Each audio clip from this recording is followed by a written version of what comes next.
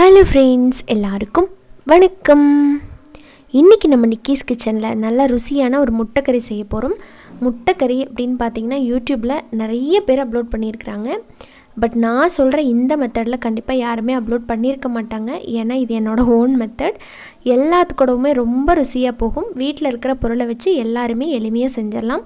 ஒரு முறை இந்த முட்டைக்கறியை ட்ரை பண்ணி பார்ப்பீங்க அப்படின்னு நம்புகிறேன். வீடியோக்குள்ளே போகிறதுக்கு முன்னாடி நம்ம சேனலை சப்ஸ்கிரைப் பண்ணிவிட்டு கூட இருக்கிற பெல் ஐக்கானை கிளிக் பண்ணிடுங்க. அதே போல் ஃபேஸ்புக், இன்ஸ்டாகிராம் அண்ட் ட்விட்டர்லேயும் நம்ம சேனலை ஃபாலோ பண்ண மறந்துடாதீங்க. இந்த முட்டைக்கறி பண்ணுறதுக்கு தேவையான முட்டையை நம்ம முதல்ல வேக வச்சுக்கலாம். அதுக்கு ஒரு பாத்திரத்தை சூடு பண்ணிவிட்டு தேவையான அளவுக்கு தண்ணி ஊற்றிருக்கிறேன். அதாவது முட்டை வேக வைக்கிறதெல்லாம் நீங்கள் இதை ஆட் பண்ணணுமா அப்படின்னு கேட்பீங்க. முட்டை வேக வைக்கிறது நிறைய பேர்த்துக்கு பர்ஃபெக்டாக வராது. நான் பிகினராக இருக்கும்போது முட்டை உடனே வெடித்து வெளியே வந்துடும். ஆனால் உள்ளே வேகாது. அந்த மாதிரி தான் வேக வச்சு நிறைய எடுத்துகிட்டே இருப்பேன். பட் லேட்டராக தான் எந்த மாதிரி பண்ணால் நமக்கு பர்ஃபெக்டாக கிடைக்கும் அப்படிங்கிறத நான் தெரிஞ்சுக்கிட்டேன். அதை நீங்கள் இப்போ புதுசாக கல்யாணம் ஆனவங்க இல்லை பிகினரான சின்ன பொண்ணுகளை ட்ரை பண்ணுறீங்க இல்லைங்களா, அவங்களுக்காக நான் இந்த டிப்ஸை சொல்கிறேன். இந்த கிளிப்பிங்ஸ் ஆட் பண்ணியிருக்கேன், நீங்கள் பாருங்கள். இப்போ பார்த்தீங்கன்னா எல்லா முட்டையும் சேர்த்துருங்க. ஃபஸ்ட்டு தண்ணியை ஊற்றிட்டு எல்லா முட்டையும் சேர்த்ததுக்கப்புறமா மீடியம் ஃப்ளேமில் வைங்க. ரொம்ப லோவில் வைக்காதீங்க. தண்ணி கொதிக்கிறதுக்கு ரொம்ப டைம் ஆகும். ஃபஸ்ட்டு மீடியம் ஃப்ளேமில் வச்சுங்க. பக்கத்துலேயே நின்றுங்க, எங்கேயும் போயிட வேண்டாம். பக்கத்துலேயே நின்றுட்டு கொஞ்சம் கொதி வந்ததுக்கப்புறமா அப்படியே சிம் பண்ணிடுங்க. சிம் பண்ணிவிட்டு கரெக்டாக 15 நிமிஷம் மட்டும் வைங்க. பர்ஃபெக்டாக உங்கள் முட்டை ரெடி ஆகிருக்கும். இப்போ இதில் தேவையான அளவுக்கு உப்பு சேர்த்துட்டு நான் அதே மாதிரி வேக வச்சு காமிக்கிறேன். எப்படி வந்திருக்குன்னு பாருங்கள். இப்போ இதை விட்டுறலாம். ஒரு 15 நிமிஷத்துக்கு அப்புறமா நம்ம பார்க்கலாம். அதுக்குள்ளே பார்த்திங்கன்னா நான் வெங்காயம் தக்காளியெல்லாம் கட் பண்ணிக்க போகிறேன்.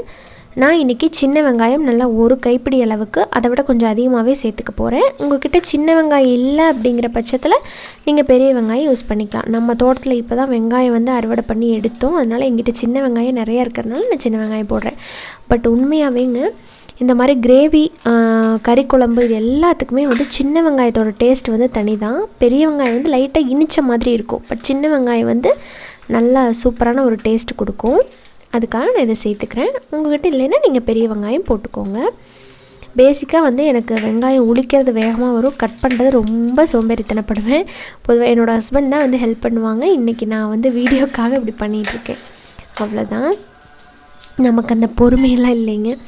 அவ்வளோதாங்க. வெங்காயமெல்லாம் கட் பண்ணி எடுத்தாச்சுங்க. அடுத்த தக்காளி நான் இன்றைக்கி கட் பண்ண போகிறதில்ல. 2 மீடியம் சைஸ் தக்காளியை நான் பிளான்ச் பண்ணி எடுத்திருக்கேன். பிளான்ச் பண்ணுறதுனா ஒன்றும் இல்லைங்க.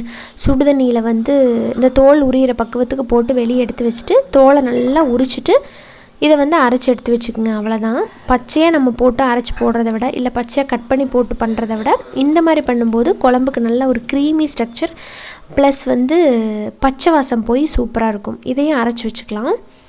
இப்போ பாருங்கள், கரெக்டாக 15 நிமிஷம் ஆயிருக்கு.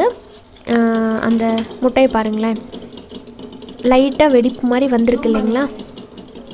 ஆனால் முட்டை எதுவுமே வெளியே வரல. இந்த மாதிரி கரெக்டாக ஒரு 15 நிமிஷத்தில் வெடிப்பு மாதிரி வந்ததுக்கப்புறமா நீங்கள் ஆஃப் பண்ணிவிட்டு உடனேவே இந்த சுடு தண்ணியிலேருந்து பச்சை தண்ணியில் எடுத்து போட்டு வச்சுருங்க.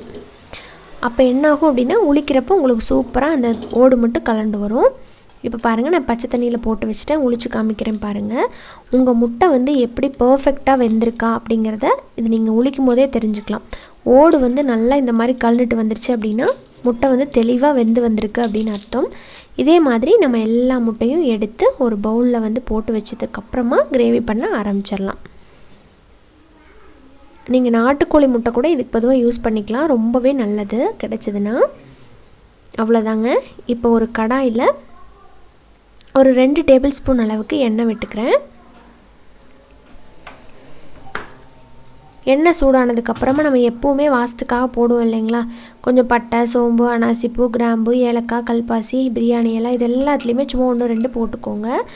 எந்த கறி குழம்பு வச்சிங்கனாலும் இல்லை கிரேவி வச்சிங்கனாலுமே இது எல்லாத்துலேயுமே கொஞ்சம் கொஞ்சம் நம்ம வாசனைக்காக சேர்த்துக்கிறோம். சில பேர்த்துக்கு இதில் வாயில் கடிப்படும், எனக்கு பிடிக்காது அப்படின்னு நினைக்கிறவங்க நீங்கள் இதை அவாய்ட் பண்ணிவிட்டு கூட சும்மா ஒரு 4-5 சோம்பு மட்டும் போட்டு தாளிச்சிட்டு கரம் மசாலா தூள் போட்டுக்கலாம் பின்னாடி. இதெல்லாம் ஒரு 10 செகண்ட் வதக்கினதுக்கப்புறமா இதில் கொஞ்சம் கருவேப்பிலை போட்டுருங்க. இந்த ஸ்டேஜ்லேயே கருவேப்பிலை போட்டு நல்லா வதக்கி விட்டுருங்க. கருவேப்பிலையும் நல்லா பொரிஞ்சதுக்கப்புறமா நம்ம கட் பண்ணி வச்சுருக்கோம் இல்லைங்களா சின்ன வெங்காயம், அதை சேர்த்துக்கலாம். வெங்காயம் வந்து கிரேவிக்கு நல்ல ஒரு டேஸ்ட்டு. உங்களுக்கு எவ்வளவு தேவையோ அவ்வளவு நீங்கள் போட்டுக்கலாம். சில பேர்த்துக்கு வந்து கிரேவி நல்ல திக்காக நிறைய வேணும்னு நினைப்பாங்க. அந்த மாதிரி இருக்கிறவங்க இன்னும் கொஞ்சம் கூடுதலாக கூட நீங்கள் சேர்த்துக்கலாம், ஒன்றும் பிரச்சனை இல்லை.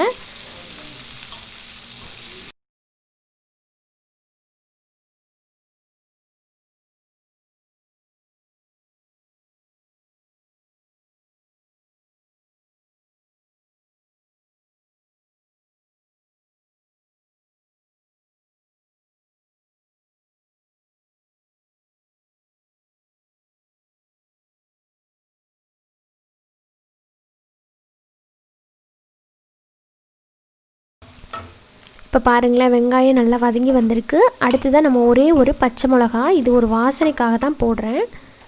அடுத்ததான் இஞ்சி பூண்டு பேஸ்ட்டு 1 டேபிள் ஸ்பூன் அளவுக்கு போட்டுக்கோங்க. இஞ்சி பூண்டு பேஸ்ட்டு கொஞ்சம் சேர்த்து போடுற வரைக்கும் வாசனையும் டேஸ்ட்டும் சூப்பராக இருக்கும். இதோட பச்சை வாசம் போய் நல்லா வதக்கி விட்டதுக்கப்புறமா இதில் ஒரு 1/4 டீஸ்பூன் மஞ்சள் பொடி, அடுத்ததாக மிளகாய்த்தூள் 1 டேபிள் ஸ்பூன் அளவுக்கு சேர்த்துக்கிறேன். காஷ்மீரி மிளகாய்த்தூள் கலருக்காக, இது வேண்டானா விட்டுடலாம், 1 டீஸ்பூன் போட்டிருக்கிறேன். அப்புறமா வந்து மல்லித்தூள் வந்து 1 டேபிள் ஸ்பூன் போட்டிருக்கிறேன். இது எல்லாத்தையுமே வந்து நல்லா வதக்கி விட்டுடலாம். காஷ்மீரி மிளகாய்த்தூள் நான் சும்மா ஒரு கலருக்காக தாங்க போட்டிருக்கேன். உங்கள்கிட்ட இருந்தால் போடுங்க, அப்படி இல்லைன்னா அந்த ஸ்டெப்பை வந்து ஸ்கிப் பண்ணிடுங்க.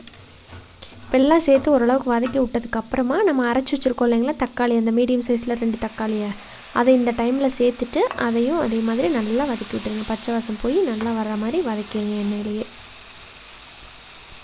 இப்போ எல்லாமே நல்லா வதங்கி வந்திருக்குங்க. அடுத்தது வந்து கிரேவிக்கு தேவையான அளவுக்கு தண்ணி சேர்த்து நம்ம கொதிக்க விட போகிறோம். மசாலா எல்லாம் பச்சை ஸ்மெல் போகிற அளவுக்கு கொதிக்க விட்டதுக்கப்புறமா தான் நம்ம முட்டை சேர்க்கணும். ஸோ அதை நல்லா மிக்ஸ் பண்ணி விட்டுருங்க.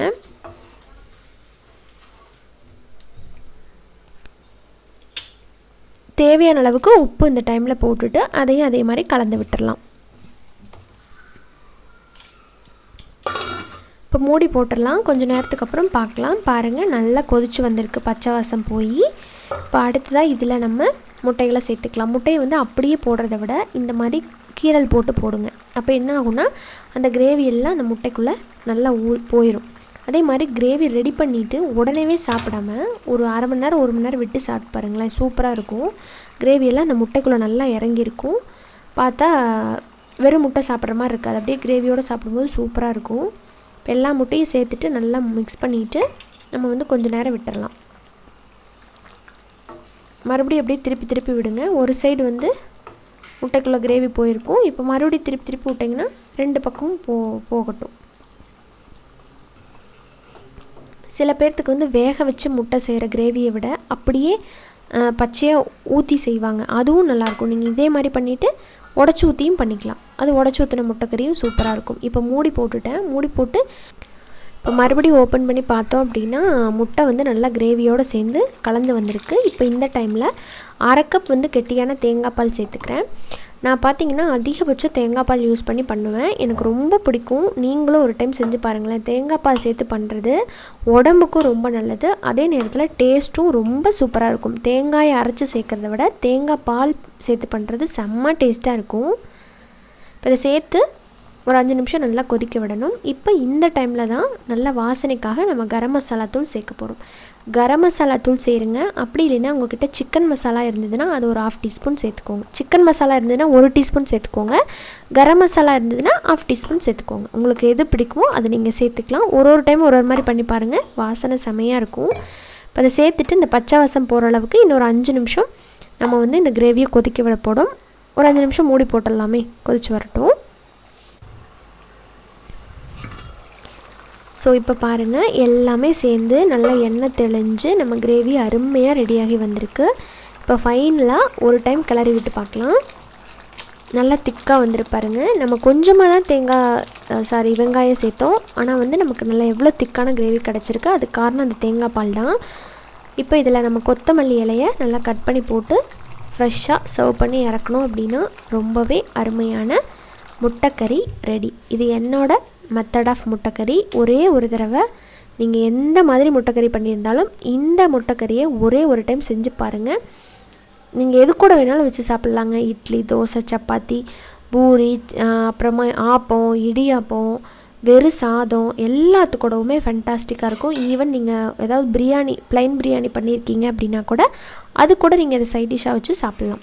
இந்த டேஸ்ட்டான முட்டைக்கறியை நான் வீட்டில் இருக்கிற எல்லா பொருளை யூஸ் பண்ணி தான் நான் பண்ணியிருக்கேன். பார்த்தீங்களா, அந்த மாதிரி தான் நான் வீடியோஸ் வந்து போடுவேன். அதிகமாக நீங்கள் கடையில் போய் வாங்க தேவையில்லாத மாதிரி தான் நான் போட்டுட்ருக்கேன். ஏன்னா எல்லோரும் பண்ணணும் அப்படிங்கிறத என்னோடய மோட்டிவ்.